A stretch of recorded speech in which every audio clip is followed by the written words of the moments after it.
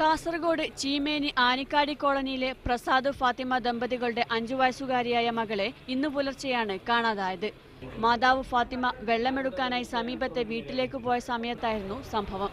തിരികെ എത്തിയ ഫാത്തിമ കുട്ടിയെ കാണാതായതോടെ ബഹളം വെച്ചു. ഭർത്താവ് പ്രസാദും നാട്ടുകാരും തെരച്ചിൽ നടത്തിയെങ്കിലും കുട്ടിയെ കണ്ടില്ല.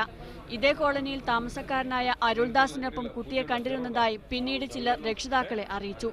തുടർന്ന് രക്ഷിതാക്കൾ ചീമേനി പോലീസിൽ പരാതി നൽകി. കുട്ടിയെ കാണാതായി കണ്ണൂരിലെ പോലീസ് സ്റ്റേഷനുകളിലേക്കും വയർലെസ് സന്ദേശമെത്തി. പയ്യന്നൂരിൽ നിന്നും കണ്ണൂരിലേക്ക് വരികയായിരുന്ന സ്വകാര്യ ബസ്സിൽ പരിശോധന നടത്തിയ പോലീസ് അരുൾദാസിനൊപ്പം കുട്ടിയെ കണ്ടെത്തി. പോലീസ് അറിയിച്ചതനുസരിച്ച് രക്ഷിതാക്കൾ കണ്ണൂരിലെത്തി കുട്ടിയെ തിരിച്ചറിഞ്ഞു. ഇയാള് നമ്മൾ 6 മാസം അവിടെ താമസമായിട്ടുണ്ടോ. അയാളെ വീട്ടിലേക്ക് കൂട്ടിയതാണെങ്കിൽ എന്നോട് രാവിലെ ഇയാൾ വന്നിട്ട് എന്റെ വീട്ടിൽ നിന്ന് ചായ കുടിച്ചിട്ട് പോയ ആളാണ്. അയാൾക്ക് പറഞ്ഞൂടെ കാണാതെ കൂട്ടിക്കൊണ്ടത് ഇന്ന് ഉറപ്പായിട്ട് അയാൾ ഒരു തട്ടിപ്പിന്റെ രീതിയിലാണ് അയാൾ കൂട്ടിക്കൊണ്ടത്. അരുൾദാസിനെ ചീമേനി പോലീസിന് കൈമാറി.